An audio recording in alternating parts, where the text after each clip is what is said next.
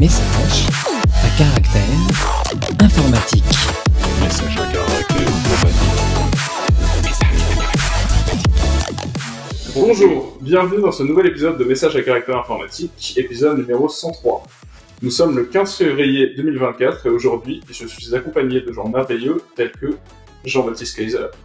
Bonjour. Bonjour Jean-Baptiste, qui es-tu et que fais-tu chez Clever Cloud? Alors du coup, je m'appelle Jean-Baptiste Kaiser, je travaille chez Clever Cloud et je travaille dans l'équipe d'Antoine sur la partie orchestration. Et donc, on développe des API de gestion de plein de choses, particulièrement de la virtualisation. Et le tout en Scala et avec du Rust pour tout ce qui est système. Nous sommes également accompagnés de Valentin Bergeron. Bonjour, alors moi je suis team lead dans des équipes de back-end chez Ledger. Alors Ledger c'est une boîte qui vend des devices pour protéger des clés privées en gros, et ça permet de faire des portefeuilles de crypto-monnaies. Okay. Et avec ce hardware, on propose aussi une application mobile, Ledger Live, et du coup des back-ends derrière pour par exemple avoir l'historique de transactions, tout ça. Et voilà, je gère ce genre de service dans le back-end. Ok, super. Nous avons également avec nous François Armand. François, qui es-tu et que fais-tu de la vie? Alors bonjour, donc moi je suis François Armand, je suis un dinosaure de la communauté Scala. Je fais du Scala depuis 2006 et j'ai monté ma boîte en 2009 dans Crudder, qui est un logiciel d'automatisation d'infrastructure IT focalisé sur la sécurité, donc tout ce qui est patch management ou vérification de différents aspects de compliance. Et on fait pour ce produit qui est donc livré en premise chez les clients, du Scala depuis 2009, donc ça commence à faire beaucoup trop d'années. Mais on fait aussi du Rust et du Helm. On est une petite équipe et donc on focalise sur des langages qui ont une bonne capacité de maintenabilité par les devs. Ok, nickel. Et enfin, Lucas Nouguet. Lucas, bonjour, qui es-tu? Bonjour, donc moi c'est Lucas Nouguet. Actuellement, je finis mes études. Je vais partir en stage chez Tids où ils ont une très grosse partie de leur backend qui est fait en Scala, 90%, si je me souviens bien. Okay. Et j'ai atterri dedans plus ou moins il y a un an. Et après, de fil en aiguille, t'as continué. Je me fais contaminer. Ok, ouais, c'est sûr. Et donc, c'est moi, Antoine Blondeau, qui était présenté à cet épisode. Je travaille également chez Clever Cloud. Et je m'occupe de la partie control plane, virtualisation, je joue avec les VM, j'essaie de faire en sorte que les choses marchent et je fais au passage jusqu'à là, entre autres activités. Cet épisode est un peu particulier parce qu'on le fait dans le contexte de Scala.io, vous le voyez peut-être, mais on n'est pas en remote. On est dans un grand salon avec des gens en vrai, c'est pas notre habitude, mais c'est aussi agréable de voir les gens comme ça. Et donc Scala.io, c'est une conférence de Scala, et puis je vais laisser Jean-Baptiste, qui est dans l'organisation de cet événement, ou Lucas également, nous présenter ce qu'est Scala.io. Alors rapidement, Scala.io, c'est une conférence française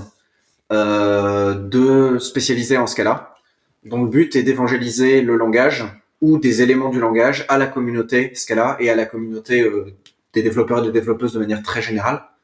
Et c'est un événement qui a lieu à Nantes le 15 et le 16 février 2024. Donc si vous êtes dans la région nantaise, vous avez peut-être entendu parler de cet événement, sinon vous verrez les replays. Et c'est un événement qui regroupe toute la communauté Scala internationale, avec beaucoup de talks en anglais en particulier pour justement être axé autour de la communauté internationale en Scala. Ouais, c'est impressionnant. Moi, le truc qui m'a pas mal étonné, c'est que je vois un peu à la fois les libs d'un côté et la discussion qu'on peut avoir avec des gens qui font du Scala, qui est malgré tout pas la plus grande communauté en France. Et en fait, c'était super agréable de trouver des gens qui étaient dans vraiment des domaines très différents, des entreprises très différentes, et qui utilisent le langage et qui ont même le classique de on fait un jug en fait, ou un user group de ah oui, il y a vraiment des gens qui ont les mêmes problèmes que moi, ou qui utilisent ce langage-là, ou qui et c'est assez agréable de le voir dans ce contexte-là. Ouais. Et il y a un truc qui est vraiment chouette avec Scala.io. Donc j'ai eu la chance de quasiment tous les faire, y compris les premiers. Et ça a toujours été une conférence qui a été donc qui a but non lucratif. Donc c'est fait par des gens qui veulent vraiment promouvoir le langage avec des tickets qui sont très abordables, et ça crée une ambiance assez intimiste dans le sens vraiment le plus positif possible du terme, où on va pouvoir aller discuter avec des sommités. Même, enfin, Martin Derski est venu plusieurs fois. Il était hyper accessible dans le cadre de ces conférences. Et c'est vraiment un truc qu'on retrouve spécifiquement à Scala.io qui est super appréciable.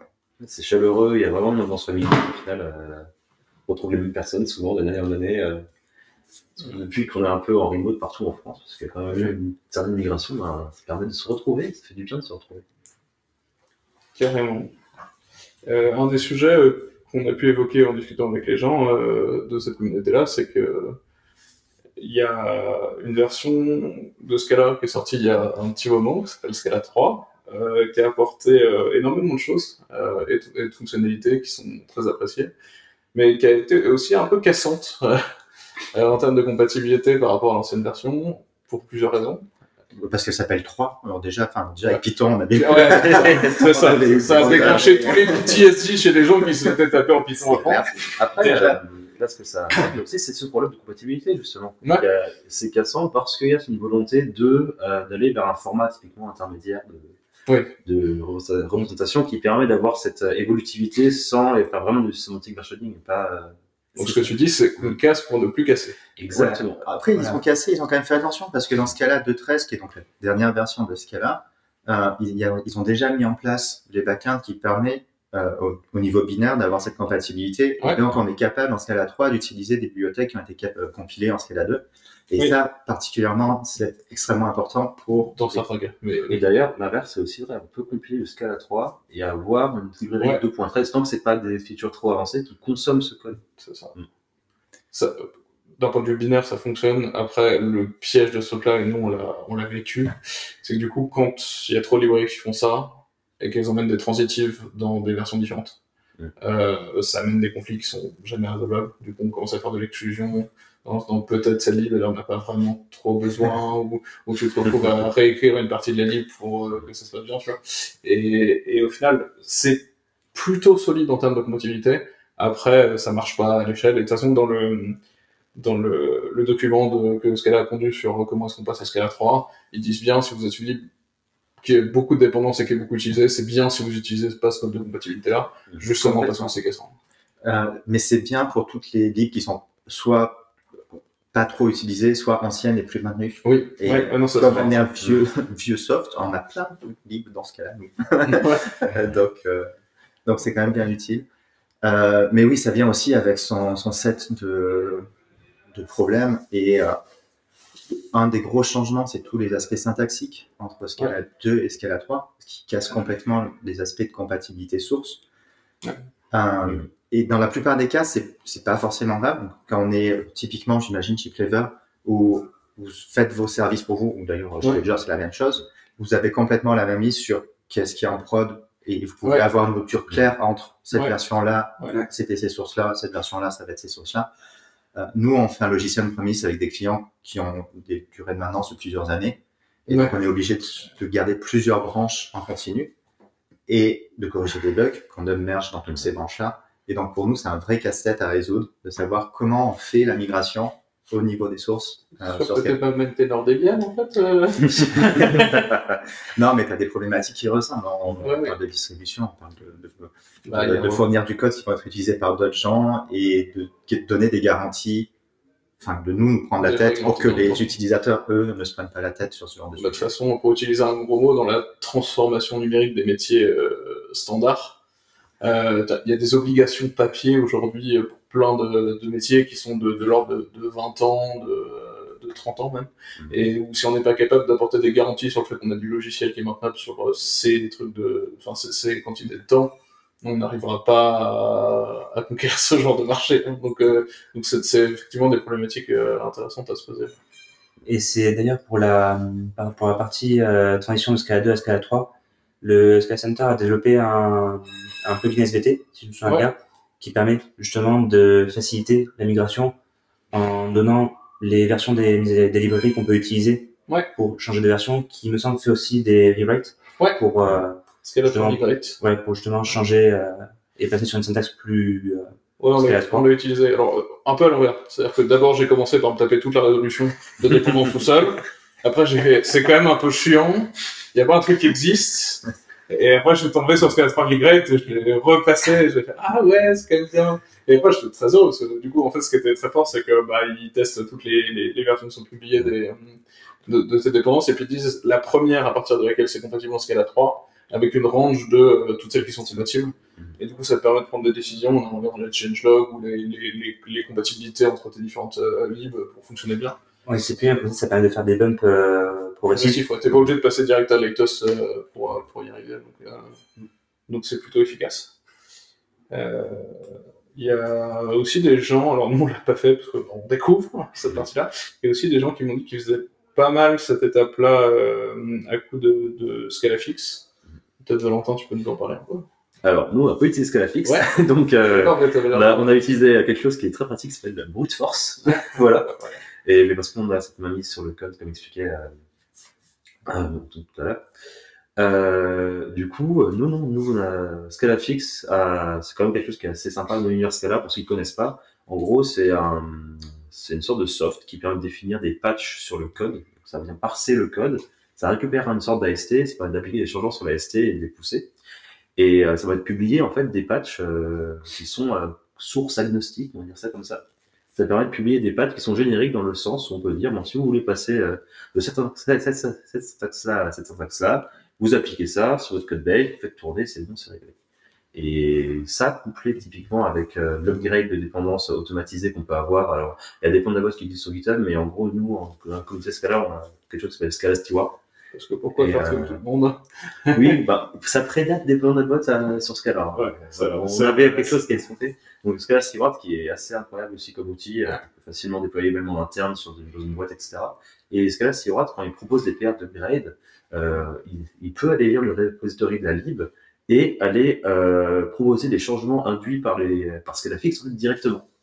Donc ça permet, en tant que mainteneur de lib, de pousser les migrations à effectuer par les clients en avance, et eux reçoivent une PR toute prête avec des migrations effectuées. Moi, je trouve ça assez fantastique. Ouais.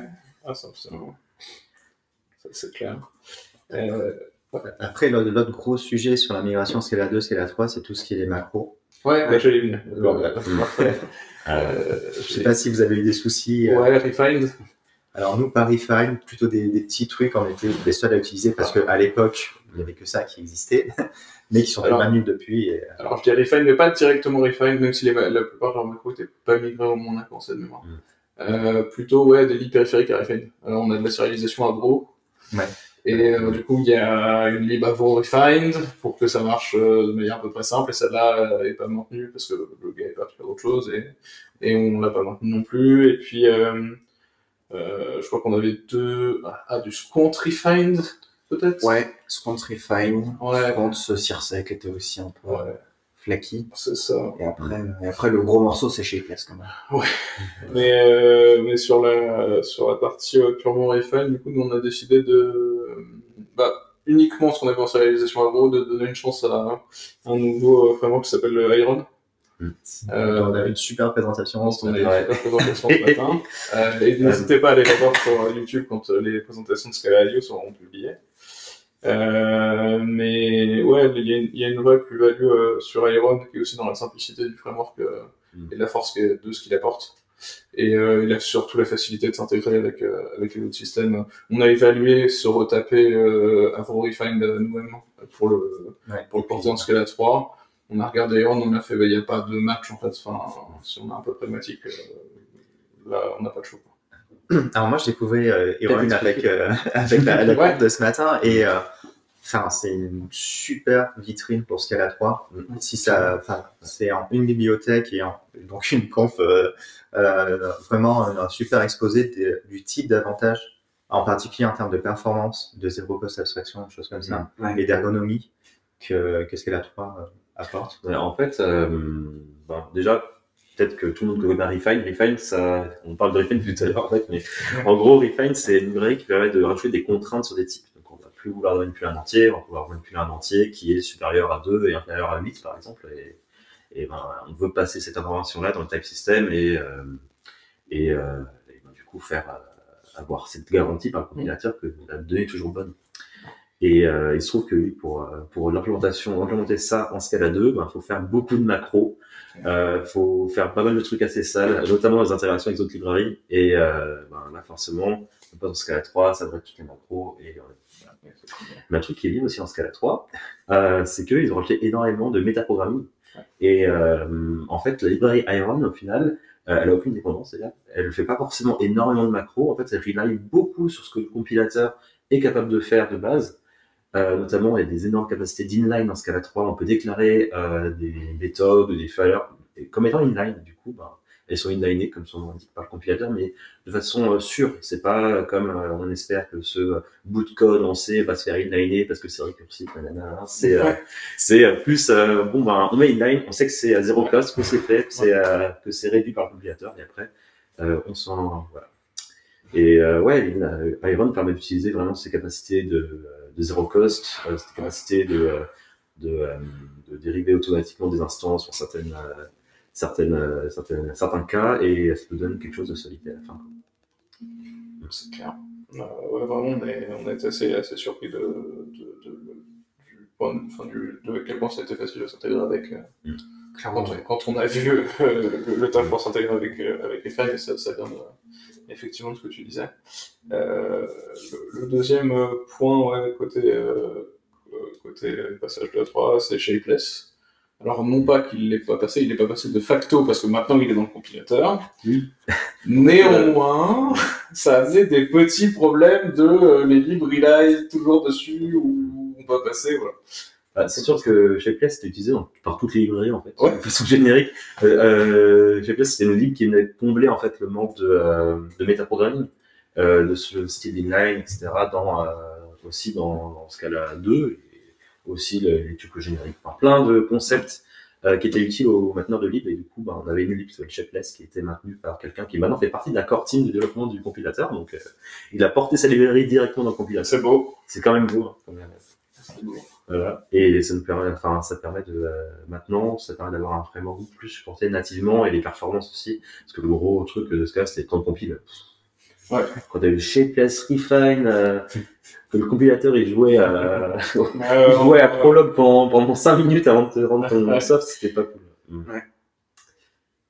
C'était puissant, mais ça fait un coup, tu vois. Là, on voit qu'on gagne pas mal de ce côté-là. Alors, en ce qui me concerne, j'ai assisté il y a quelques semaines à une présentation à Brest faite par des gars qui bossent sur Java et qui étaient très fiers de nous montrer certaines idées qu'ils ont un peu piquées à Scala, puis appliquées à d'autres qu'ils intégraient, mais aussi des fonctionnalités un peu puissantes, notamment les virtual threads avec Loom. Alors, le discours est un peu... bon.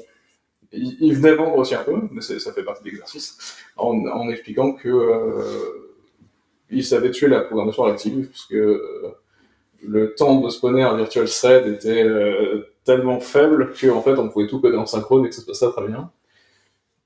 Je pense que l'efficience, c'est pas le seul point d'avantage de la programmation réactive, il y en a plein d'autres, et même en termes de qualité de code ou de façon de tester, ça rend les choses beaucoup plus simples. Mais faut avouer que c'est quand même très bien. Est-ce que vous pensez que les avancées qu'il y a dans Java en ce moment font un peu décliner Scala ou pas, ou c'est quoi globalement votre avis dessus? On a le droit de trouver jusqu'à quel point.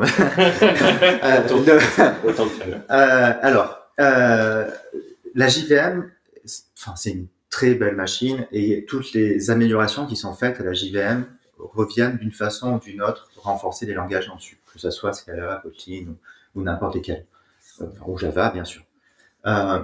Scala continue à être de très loin le meilleur langage fonctionnel sur la JVM, ne serait-ce que parce que c'est le seul qui essaye réellement de l'être. Kotlin ou Java prennent des aspects fonctionnels, mais par exemple, l'immutabilité, c'est toujours pas très clair pour eux, alors que ça fait quand même partie des choses de base dans son langage fonctionnel. On peut me dire que Scala n'a pas vraiment de truc immutable non plus, mais disons que les concepts ou le système de type ou juste les choses historiques qu'ils veulent garder sont beaucoup moins fonctionnel que ce qu'on peut avoir avec Scala. Pour le sujet spécifique des virtual threads, alors déjà, c'est pas du tout un concept nouveau que Java l'est enfin, c'est plutôt, une conclusion. T'avais des green threads dans Java 1, il me C'est semble. arrivé du green thread dans Java, exactement.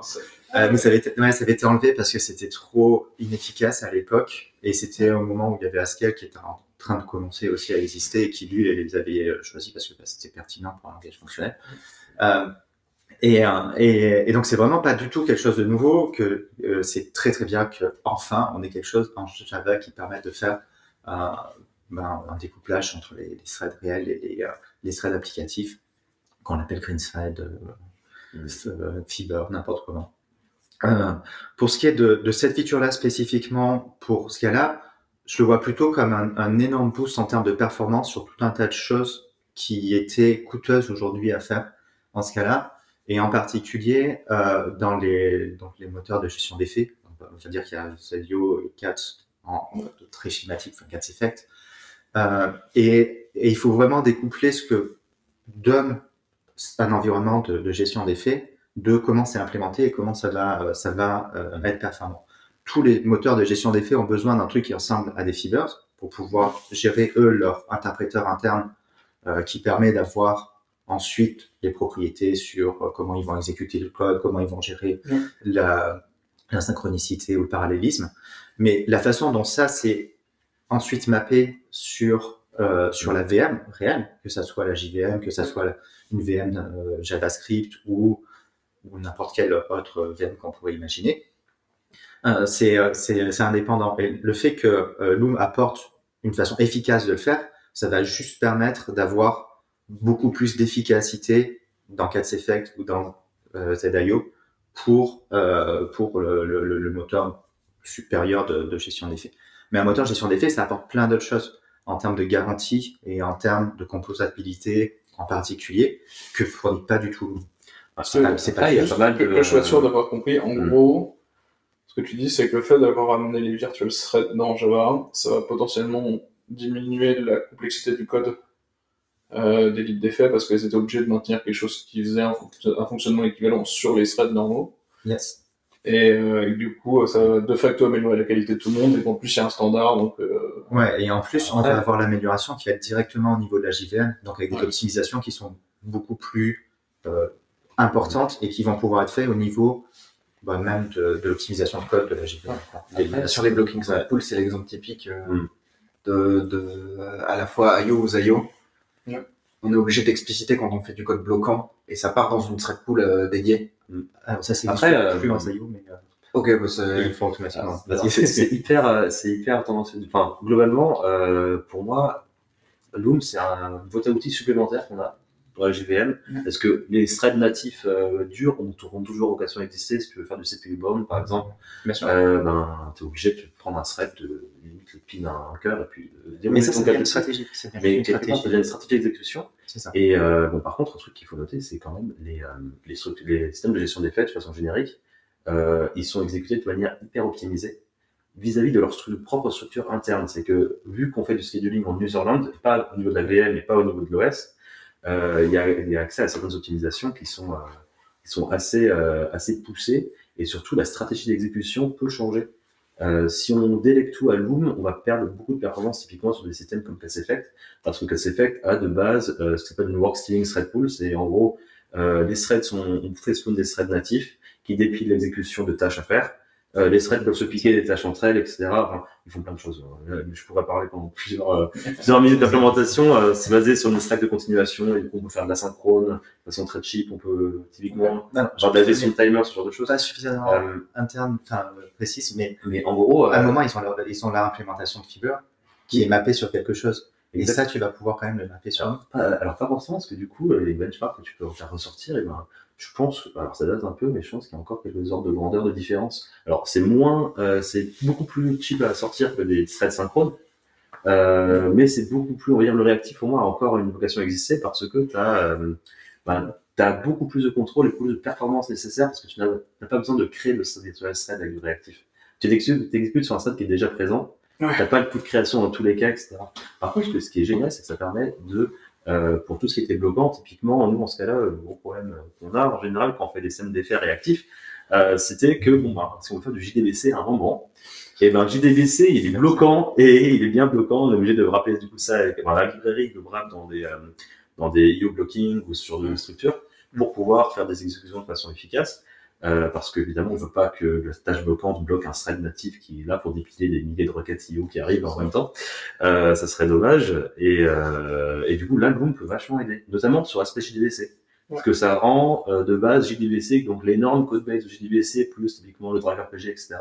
Loom a rendu un peu automagiquement, enfin pas forcément magiquement, parce que Loom a encore des pitfalls, on peut en parler, hein, tout ce qui est object locking, même si c'est en train de partir.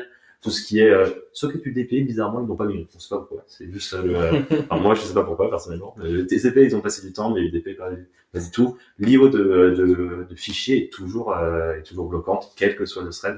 Et bon, là, ça pine le thread carrier sans aucun recours, quoi. C'est ça.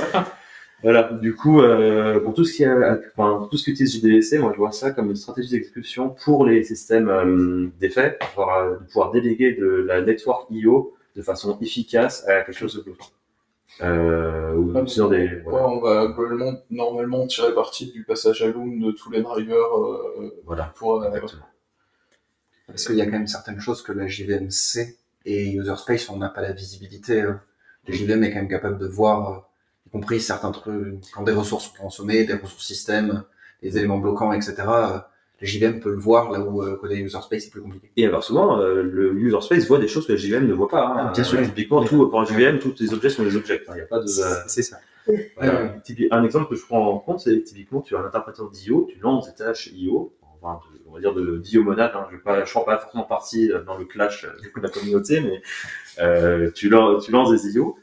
Si tu fais quelque chose, si tu fais un IO.pur, par exemple, une valeur qui est juste wrappée, et ben la runtime, elle prend l'IO.pur, elle prend la valeur, elle la met direct. Il n'y a pas d'exécution, pas de spawn de thread. Alors que si jamais tu lances une IO, en gros, si tu lances des IO.pur en parallèle, il n'y a pas à avoir de spawn de thread ou de virtual thread qui va occur. Si tu fais ça avec des virtual thread de façon naïve, tu les spawns quand même, tu payes le coup. Oui, mais du coup, on revient au sujet que quand tu as un moteur de gestion d'effets, tu vas avoir à ta disposition de nouvelles stratégies d'exécution qui vont pouvoir être adaptées en fonction de ton use case et de la façon dont toi, tu as la connaissance du code que tu interprètes. Tu vas déjà pouvoir faire une interprétation et des optimisations sur ce code-là, typiquement ce que tu parlais sur ne pas wrapper tous les trucs. Et ensuite, en fonction du use case, que ce soit de l'IO, que ce soit d'autres choses, tu vas pouvoir choisir le thread pool qui est adapté ou Loom sur les clés. Par contre, quelque chose qui va vraiment changer les choses, je pense, c'est le jour où je sais pas si c'est un projet ou pas d'un point de vue Java, d'ailleurs, ce serait bien de faire. C'est est-ce qu'ils vont exposer les continuations en tant que first class citizen? Parce que Loom a une interface de virtual thread. Ce qui est Power Loom, c'est le fait d'avoir des continuations à exécuter, en fait. Alors, j'ai pas suivi les derniers développements exactement, mais ils étaient en train de travailler sur ça. Ils voulaient d'abord stabiliser tout le framework et son fonctionnement avant de pouvoir exposer des trucs en API public. Parce que là, du coup, tu peux faire tes propres stratégies d'exécution et là, tu vas pouvoir vraiment diminuer la complexité de la code base des systèmes d'effets parce que tu vas avoir cet objet continuation qui peut être optimisé par les UVM pour faire son office. Mais donc, est-ce que Loom est une menace pour Scala? Pas plus que Java, d'avoir eu les lambda dans Java. Quand tu regardes ce que fait par exemple Software Mill avec Ox, qui est un peu une librairie un peu expérimentale sur qui wrap un peu les API de Loom pour avoir quelque chose de plus. Scala est connu pour avoir quand même faire des niveaux de gestion assez propres au niveau des API, au niveau de ce qu'on peut faire en tant que syntaxe, et ça permet, honnêtement, c'est assez agréable à utiliser. C'est comme si on utilisait un système d'effets, mais sans forcément les contraintes d'être toujours dans la combinaison de data structure. Dérouler le code en mode synchrone et puis avoir quelque chose qui est plutôt pas mal. Ce qui est d'ailleurs beaucoup plus dans l'approche que Martin Odersky prône depuis toujours. L'approche n'est pas forcément mauvaise. L'approche n'est pas forcément mauvaise. Je pense que quand tout le monde commence à utiliser une librairie ou un paradigme, ça a du sens de faire passer ça dans la runtime carrément, parce que ça, c'est juste plus efficace, quoi. Personnellement, là, j'ai fait un petit peu de rush sur mon projet de fin d'études et j'aimais bien le fait de pouvoir utiliser la question mark et de ne pas avoir à faire des maps, de flat map sur mes résultats ou mes options. Ça fait un code assez. Alors, c'est bien question mark. Alors, maintenant qu'ils ont rajouté les boundary break dans la librairie de Scala, en gros, c'est du goto typé. Et ça permet de faire des blocs qui s'escape à un moment, etc. Tout en gardant une DMCP. Et tu peux réimplémenter question mark en Scala. Il y a 20 lignes de code à faire. Mais ouais, le langage, on dit souvent qu'il est trop puissant. Bientôt, full complet, même dans lui-même. Et pour ce qui est des maps et tout ça, il y a aussi le fait qu'il n'y a eu aucun effort ciblé, comment dire, de manière pas trop... Alors, disons que c'est pas trop le dada de Martin Daskil d'améliorer la gestion des systèmes d'effets. Donc, le fait de devoir mettre ça dans des for loops avec des flèches et tout ça, il y a des moyens qui seraient beaucoup plus simples et ergonomiques de le faire, qui nécessiteraient pas énormément d'évolutions sur le compilateur, mais qui ont toujours été refusées depuis... Ça fait combien? Ça fait moins de 10 ans qu'il y a des systèmes d'effets qui existent. Après, je sais pas si c'est une bonne chose. Donc, enfin, globalement, avoir un système d'effets, c'est très pratique. Mais après, la syntaxe, son propre compréhension, le fait de devoir tout passer par une monade, parce qu'on parle de faire des effets, le problème qui est derrière, quand tu fais du fonctionnel, tu as envie d'exprimer des computations qui peuvent être stateful, etc. Mais au final, le monade, c'est un encoding de ce truc.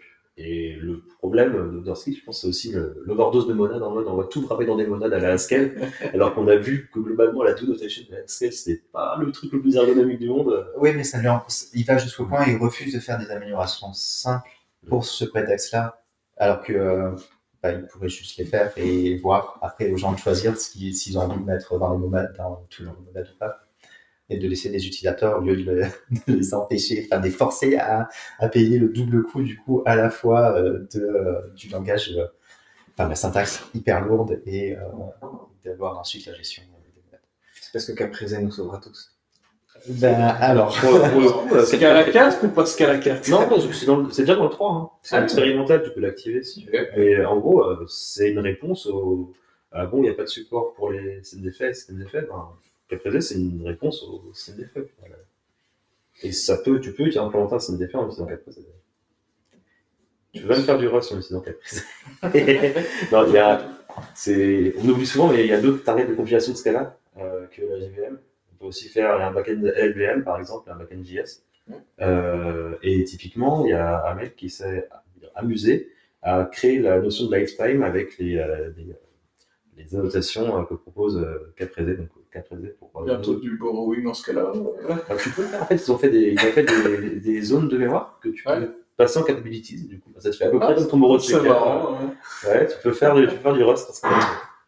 Et là, il y a un effort pour supporter un backend Wasm aussi en cours. Après, LVM, en passant directement. Je crois que les dernières itérations, c'était en passant par Scala.js. Ouais, en fait, le problème de Wasm, c'est que c'est très probablement l'avenir du runtime, tu vois, sur plein de choses. Mais c'est pas sec en termes de normes et spec. Ce que j'adore, c'est qu'ils ont appelé ça WebAssembly, ça va être utilisé que pour runner des services de backend partout. Ouais. En même temps, c'est comme un peu JavaScript, comme JS. C'est cyclique, les teams, on sait. Mais non, le point est que, alors nous, on a bossé pas mal sur un runtime Wasm, sur une façon d'exécuter du Wasm d'un point de vue hébergement. Et la première difficulté à laquelle on s'est heurté quand on a voulu rentrer d'autres langages, c'est ok, les langages qui jouent le jeu, ils ont des techniques, mais déjà d'un langage à l'autre, c'est pas standard. Et je parle que de langages statiquement compilés.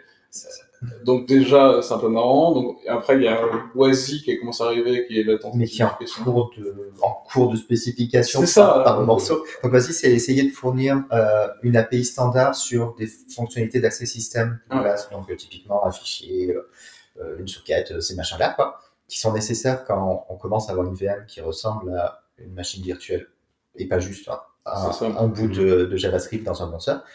Et donc là, on est vraiment dans le moment où la normalisation est en cours. Donc d'une version à l'autre, il y a beaucoup de choses et il y avait des langages qui avaient choisi d'autres axes que WASI pour. Donc on est en train d'avoir un écosystème qui essaie de converger vers quelque chose Et Pour l'instant, elle a du mal. Ouais, mais je trouve qu'il y a quand même plutôt une bonne volonté. Ah non, mais c'est ça, plein de bonne volonté, et puis la poussière va finir par Et reposer. c'est ça, ça bouge un peu, mais ouais, typiquement, à un moment, je pense qu'on voulait tester comment on fait du TLS depuis l'intérieur du truc, tu vois. Et là, tu fais, ah, c'est pas la spec, cool. Du coup, on a fait un multiplexeur de connexion TCP juste pour pouvoir isoler. Mais tu vois, on est là à peu près. Et oui, il y a un modèle, je pense, où dans la façon d'émerger ces choses-là, on va aller vers, en fait, on va exécuter un peu les programmes comme des VM, mais VM natives, sauf qu'il n'y aura pas d'OS. Et on va leur passer un pointeur pour démarrer, puis c'est parti. Et du coup, effectivement, là, se pose la problématique de qu'est-ce que tu fais des Apple System. Aucun mirage sans ce quoi. Quand t'as pas l'OS en dessous, sur un Apple, tu vas pas trap tout le temps. C'est compliqué. Donc, qu'est-ce que tu fais, tu vois? Bah, au final, est-ce que c'est pas dangereux selon vous? Moi, j'ai gagné beaucoup de performance et de coûts, surtout sur mes services, en me rapprochant plus du métal, en sortant du cloud, en sortant de couches de virtualisation, etc. Est-ce que selon vous, il n'y a pas forcément un risque à s'éloigner du métal, à s'éloigner en fait finalement du processeur qui va finalement exécuter l'instruction à la fin? Bah, on s'éloigne pas. Ouais, tu la parles de virtualisation, c'est pas, tu t'éloignes pas du processeur, hein, parce que pour le coup, c'est juste t'attends ton tour et t'as un mode d'exécution qui est un peu différent.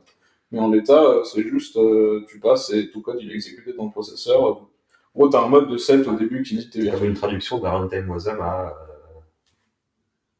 de la SN. Là. Ouais, mais ça, tu le fais en amont. Enfin, alors. Ouais. On est déjà un peu down the road, mais quand tu le fais en mode JIT, ouais, là, c'est un peu bizarre. Si tu le fais, si tu compiles avant, enfin, tu passes avant en assembleur, potentiellement, ça peut s'exécuter bien, et là, t'es assez proche d'exécuter mon binaire, sauf que toi, vu qu'avant, t'as un peu standardisé ta façon de gérer, t'as un peu le côté write once, run everywhere de Java, mais sans pour autant forcément avoir l'odeur de la JVM dans son ensemble. C'est ça, c'est plus lié à la façon dont tu vas réussir à standardiser les instructions que tu vas générer en WebAssembly et du coup que tu vas utiliser en... Peut-être qu'on s'écarte un peu, mais du coup, c'est quoi les principaux avantages de Wasm par rapport à la JVM? Alors, il y a évidemment la taille et le coût de lancement, mais JVM, c'est monstrueux parce que c'est une énorme machine. Alors justement, le coût de lancement, sans ce service, il run des jours et des jours. Non, mais bien sûr, mais là on parle de use case où tu as un appel sur un cloud, une fonction qui est exécutée en mode lambda, et donc potentiellement avec une JVM, une VM qui est lancée. Donc, quand c'est le cas de JVM, tu es obligé d'avoir toutes des stratégies de garder la JVM chaude, etc. Là où on se retrouve avec une VM qui est instantanée à booter. La question, c'est est-ce que le modèle d'exécution en lambda, ça va être le modèle de qui va être peut-être pas, mais pour exécuter des choses un peu légères, moi je vois bien sur des cas un peu edge, je sais pas, peut-être de l'industriel ou des trucs comme ça où tu as besoin de traitements préparés à l'avance, un peu efficaces, et par contre qui sont ultra standards. Ça c'est plutôt bien. Et encore, ça reste encore d'un point de vue un peu exploratoire, ce mode d'exécution-là. Après, c'est aussi de la création des outils que tu mets en place que vient l'usage souvent. Et du coup, ça reste une piste intéressante à explorer. Est-ce que ça va tout remplacer? Je pense pas. Et c'est pas le but. Enfin, on verra très bien ce qui se passe. Mais je trouve que ça reste une piste d'exécution qui est intéressante. Et elle est intéressante pour deux raisons. La question que tu posais, elle est, de mon point de vue, très pertinente sur c'est quoi le problème, qu'est-ce qu'on peut faire mieux avec la JVM. C'est en fait, déjà, quand tu arrives sur un système, tu es obligé d'avoir un système assez conséquent. Parce que la JVM refuse de démarrer si elle n'a pas tous ces appels système.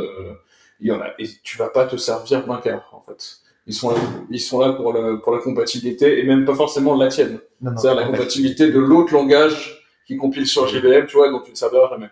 Et l'approche de se dire, on va standardiser les appels, et après, par exemple, un hébergeur, il va en supporter un certain nombre, alors dans l'idéal tous, mais même qu'un certain nombre, du coup ils sont au moins compatibles avec tous ces langages-là, parce qu'ils supportent ça. Ça rend, de mon point de vue, l'approche un peu plus facile. Et après, oui, il y a la footprint mémoire CPU, dans tous les cas, on va la voir revenir, parce qu'à un moment, il y a des gens qui vont vouloir des trucs interprétés dans du Wasm, classique. Et du coup, là, il va falloir qu'on réfléchisse à comment on bundle dans Wasm, la JVM ou whatever. Parce que... Mais typiquement, vas-y. Sachant qu'il y a aussi les GraalVM pour faire des applications qui démarrent plus rapidement qu'avec la JVM, qui ont moins besoin de chauffe, il me semble. Et qui supportent moins honnêtement, pour le pareil, parce que de facto... Ils sont pas complètement Après, conscients pour l'instant. Ouais. Il y a deux trucs qui peuvent réduire un peu l'impact de GVM, c'est les modules. De toute façon, ils utilisent. Enfin, mais tu peux crafter ton propre JDK qui inclut uniquement les modules dont tu as besoin, et bon, ça fait beaucoup moins de classes à charger, donc ça démarre quand même beaucoup plus vite. Après, peut-être qu'ils doivent pousser la modularisation un peu plus loin en disant tiens, je veux mon Java.net, mon Java.SQL, Java.SQL, je crois que c'est déjà un module, mais pour c'est tout ce qui est appel réseau, on pourra imaginer des choses beaucoup plus granulaires et de crafter en fait sa runtime qui correspond exactement à ce que le soft veut lancer. Ouais, un JDK de service où t'arrives, tu fais j'aimerais bien qu'il soit avec du ketchup, de la sauce comme ça, machin. Et à la fin, il te sort ton JDK crafté que tu veux. Typiquement, si tu veux ça, le stock JDK de base, il va pool des trucs du style AWT. Voilà. Souvent, je pense que la plupart des serveurs, les serveurs Java du monde entier, ils embarquent tous dans leur JDK, ce qui permet de faire des tools d'interface graphique. Oui, pourquoi pas. Ce qui pose des questions de sécurité. Je crois qu'il y a aussi un aspect sur Wasm qui est intéressant au niveau de la segmentation du code et de la sécurité qu'on a loupé avec la JVM, en tout cas qui a été construit pour une autre époque et avec des besoins qui étaient différents en termes de modèles de menaces. Ouais. Après, dans le hardening des trucs, c'est toujours le même biais. À partir du moment où tu essaies de faire de la généricité, le maximum de compatibilité, t'en as toujours des trucs bizarres. Et moi, je me souviens dans les procédures pour harden des machines virtuelles qu'on avait, plus une époque, enfin pas chez Clever, avant. Mais t'avais des trucs genre, regarde tes drivers, tu vois. En vrai, t'as le driver d'imprimante, et ta machine, elle sera jamais connectée à une imprimante, tu vois. Et en vrai, souvent, les mecs passent par là parce que c'est des trucs les plus pétés. Et les moins bien tenus. C'est ça, tu vois. Donc, il y a un peu ce truc-là, mais bon, je pense que Wasm a encore plein de choses à apporter, et effectivement, le fait qu'il y ait des trucs du portage de Scala, c'est bien. Enfin, je crois qu'il y a, un des contributeurs à Scalative qui a réussi, en utilisant la LVM, du coup, de compiler sur du Wasm en passant par l'IR LVM. Alors, il y a des POC comme ça, mais le problème, mais je pense que c'est un peu ce dont tu parlais tout à l'heure, c'est entre le POC où tu arrives à le faire sur un cas et tu arrives à avoir un soft qui compile et de façon générique arriver à le faire de manière reproductible, potentiellement pour du code produit par des clients et efficace.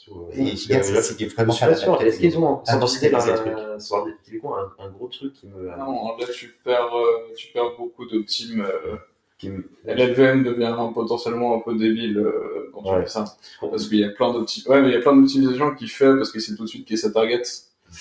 Et du coup, quand tu passes en traduction, c'est plus une forme de traduction. En gros, elle-même te génère le code en Wasm. Et après, tu as les exécuteurs Wasm, genre, qu'est-ce qu'il y avait Wasm Time, un truc comme ça. Eux décident en fait, ils ont simplement une map de traduction qui dit telle instruction Wasm, c'est telle instruction avec 86, etc.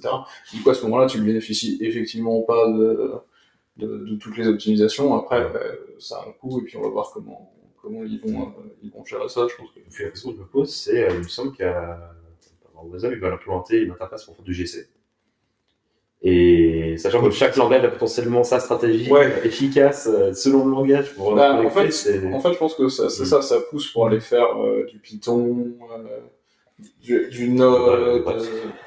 Alors Node, ça me fait quand même particulièrement rigoler. Je dois avouer que non mais rien que quand on faisait des recherches sur ce truc-là, tu demandes à Google, genre j'aimerais exécuter mon Node dans du Wasm. Il te dit, tu peux faire du Wasm dans Node. Mais c'est quand tu veux faire du bar métal, mais côté Watson, tu vois.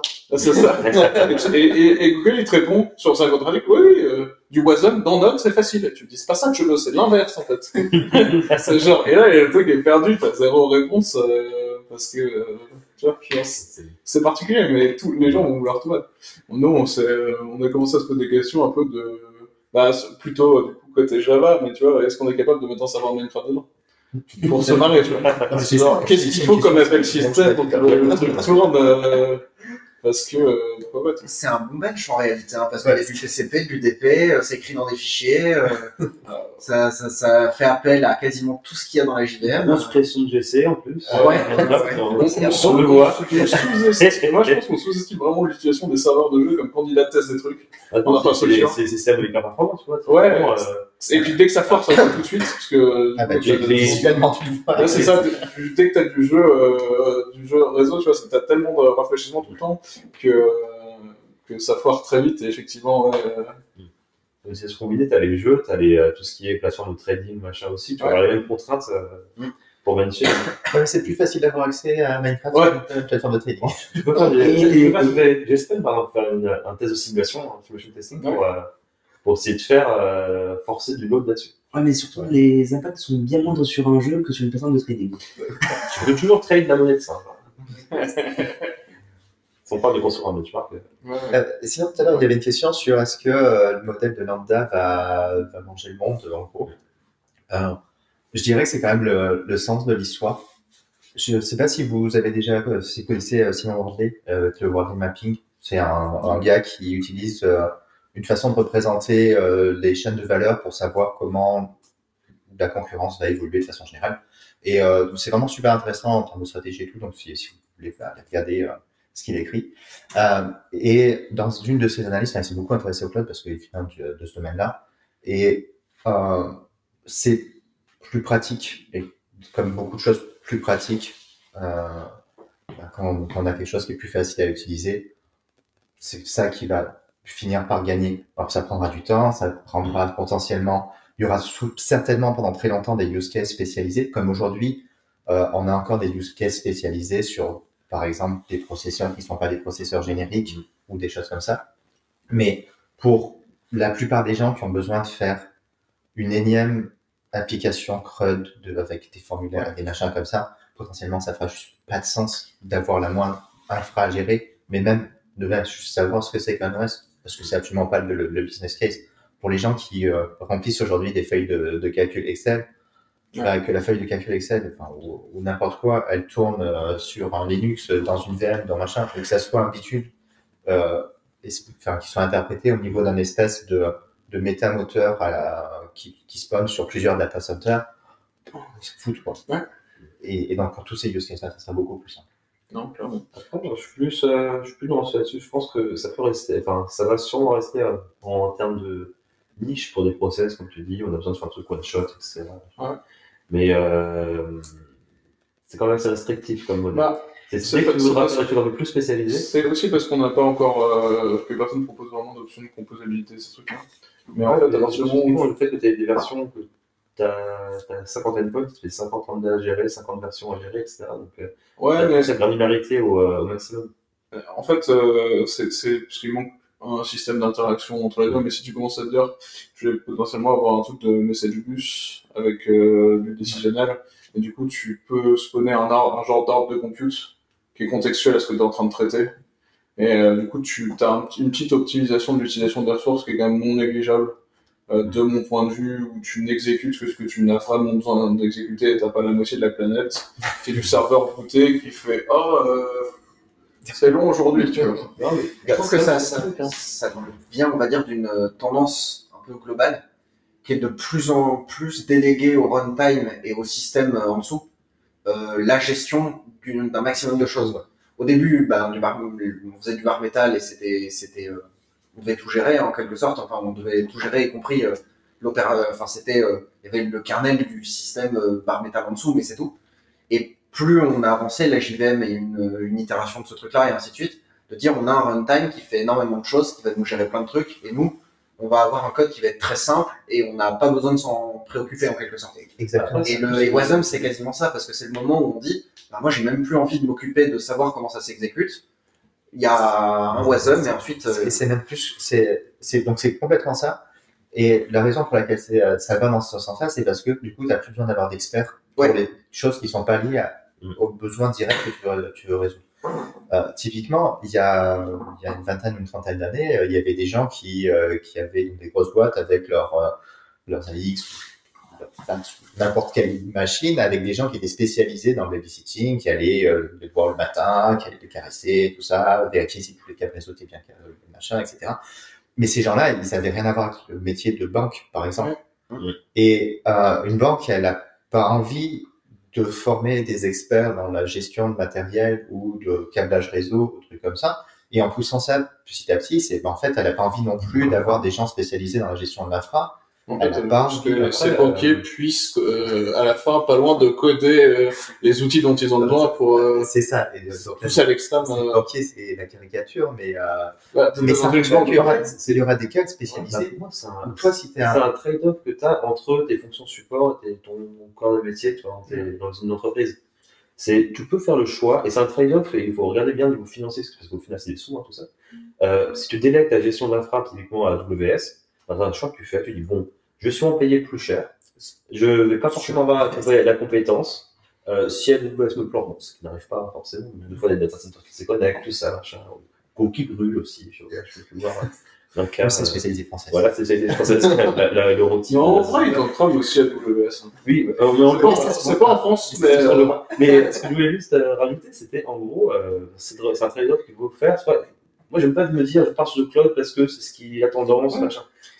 Pour moi, pour raisonner, tu as un trade-off à faire au niveau, typiquement, est-ce que mon instance PG, je la laisserai pas sur du bare metal parce que comme ça, je peux tuer que la conf et parce que j'ai besoin de cette performance, et là, on en vient au truc qui, si tu as besoin spécialisé et que tu as besoin de performance, de tuner tous les petits knobs et les petits, tu restes là-dessus. C'est exactement parce que c'est un trade-off que pour 80 ou 90% des gens, le trade-off ira vers je vais partir sur du cloud parce qu'en fait, c'est plus simple pour moi. Typiquement, est-ce que toutes les entreprises vont finir en espace de coworking parce qu'au final, elles peuvent externaliser la gestion du lieu de travail à une entreprise et la gestion des locaux à une entreprise. Au final, ça dépend complètement de la taille de l'entreprise, mais dans plein de cas, alors c'est rigolo parce qu'on est en train de réfléchir. C'est exactement le type de problème. Exactement à ce type de plateforme.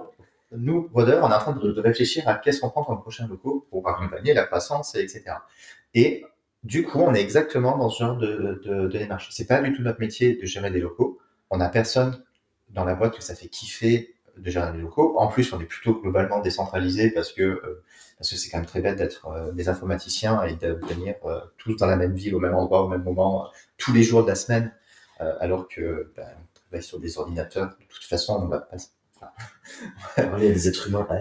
Non, mais sans aller jusqu'à cette caricature-là, il y a beaucoup de notre travail qui va se faire de toute façon dans un data center à des milliers de kilomètres de là, donc ça change pas grand-chose. Enfin, on est un des métiers qui est les plus faciles à décentraliser. Et du coup, on se pose la question on prend des locaux pourquoi? On prend des locaux dans quel but et quelle modularité? Et clairement, donc en gros, on sait, il y a des gens qui préfèrent venir au bureau parce qu'ils sont plus efficaces comme ça, il y en a qui préfèrent pas du tout. Par contre, ce qui semble important, c'est d'avoir des endroits où on peut se regrouper, donc avoir des locaux qui soient modulables et qui permettent d'avoir un accompagnement de la croissance des équipes ou des besoins ad hoc. Et ça, c'est une modularité que tu n'as pas quand tu as un bâtiment, ou alors il faut que tu prennes un bâtiment beaucoup plus grand que ce que tu prévois, et on retrouve exactement les problématiques du cloud avec le surdimensionnement dont tu parlais tout à l'heure, et le fait que pour la plupart des gens, donc on est une boîte complètement classique sur la location de locaux, ça fait plus de sens d'avoir une solution qui est plus modulaire et plus flexible, et qui va pouvoir s'adapter à des besoins extrêmement, avec une régularité qui est très bizarre, avec potentiellement des périodes où on va avoir besoin de beaucoup se voir, des périodes où on va beaucoup moins se voir, des équipes plus ou moins grosses qui vont devoir se regrouper, des événements d'année où on regroupe toute l'équipe et du coup on a besoin de beaucoup plus de place. Et on n'a pas du tout envie de gérer un bâtiment complet, quoi. C'est pas notre métier, c'est pas ce qu'on a envie de faire, etc. Mais par contre, peut-être que si j'étais une boîte spécialisée dans je sais pas, quelque chose avec d'autres contraintes en termes de team, de décentralisation, etc., ça serait hyper pertinent que ça soit mes locaux. Parce que, par exemple, j'invite régulièrement des clients dans mes démos, j'en sais rien, et j'ai besoin de pouvoir vraiment gérer l'espace, reconstruire le truc pour répondre à mes besoins métiers. Et dans ce cas-là, oui, c'est pertinent. Je te rejoins une boîte assez grosse, tu vois. Voilà, après, tu as un Quand truc. tu commences typiquement, nous à Ledger, on est environ 650 maintenant. Et ben, on a carrément, je crois qu'ils ont carrément pris un bâtiment, le rénover, etc. Parce qu'ils savent que ben, la location, ça coûte cher. Ouais, Le point est que globalement, sur les bureaux comme sur les lambda, je pense que ça reste intéressant, tu vois, d'avoir des nouvelles approches.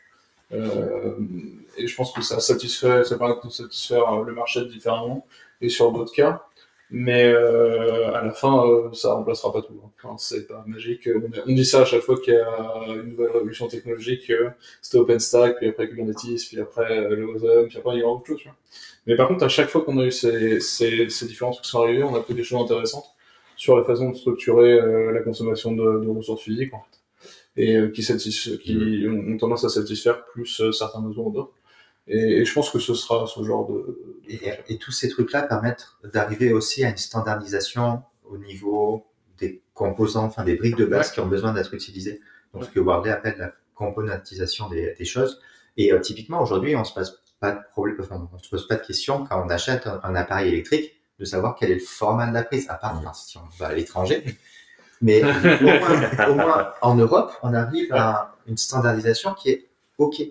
Et il faut imaginer à un moment, il y a eu une époque où on devait se poser la question de quand on achetait des boulons et des écrous et des vis, est-ce que les trucs étaient compatibles? Le filtrage est dans le bon sens. Et maintenant, on ne se pose plus ces questions-là parce qu'il y a eu toute une phase de componentisation. On se pose pas la question de savoir si quand je vais brancher mon portable, ça va le faire griller parce que c'est pas le bon voltage, la bonne fréquence, etc., etc.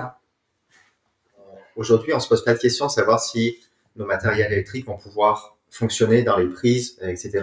Parce qu'on arrivait c'est devenu un service de base il y a plus de valeur ajoutée à différencier ce service de base. Et par contre, il y a une valeur très forte de la pression concurrentielle des gens qui utilisent des services de plus haut niveau en dessus, d'avoir quelque chose de standard. Et on a exactement la même chose qui se passe avec les OS. On avait à une époque un intérêt à avoir des OS qui étaient très différenciés parce qu'ils apportaient des choses qui étaient très spécifiques. Puis on a eu une énorme standardisation avec Linux. Windows a essayé de suivre le vent, mais Windows se met à faire du Linux et du SSH. Donc ils sont au même niveau de composition, ils subissent la pression de standardisation. C'est ça. Et maintenant, on a ça au niveau supérieur. C'est-à-dire, on ne veut même pas savoir quel est l'OS, on veut juste savoir que notre code va être capable de tourner quelque part sur un data center. On se fiche plus ou moins du data center, modulo tout un tas de contraintes qui doivent apparaître au niveau de la composition. Justement, quelles sont les bonnes règles à mettre en place? Ça va même plus loin, parce qu'en fait, déjà, ne pas avoir de dépenses à la hausse, c'est déjà ce qu'on vend nous, chez Clevercloud avec du pass. Yes, il est extrêmement précurseur sur le sujet. Mais t'as déjà une rupture avec l'OS, là, c'est, de mon point de vue, le lambda, le fast, etc., ça va amener un niveau au-dessus, qui est qu'on fait même plus de main, c'est vraiment ce focus. Soit je trouve l'analogie que je vais pousser un peu l'analogie que tu tout à l'heure avec la banque, c'est à la fin, le banquier exprime son problème pour probablement à la fin utiliser du prompt, parce que t'as pas envie de te former à comprendre complètement le langage non plus, mais sur je veux faire tel calcul, tel traitement, en fait, il connaît très bien son métier, il a ses inputs, il a ses analyses de mesure, en fait, il veut produire un résultat d'une certaine façon, et à la fin, on crée un truc d'exécution qui est exécuté pour une fois, ou à chaque fois, ils veulent faire une fois par jour le matin, un truc comme ça, hein, schedulé, et à la fin, ça permet aussi d'avoir des accès pour un peu les gens dans des métiers pas spécialisés en informatique qui se rapprochent de mon point de vue en termes de révolution. Des premières fois, on a commencé à utiliser les ordi pour faire de la simulation, des trucs un peu poussés, genre MATLAB, genre ces trucs-là où ça donne de la calculatrice avancée. Si on arrive à démocratiser ça dans d'autres milieux et que ce soit facile d'utilisation, c'est tout neuf. Yes. Voilà, c'était le mot de la fin, je crois.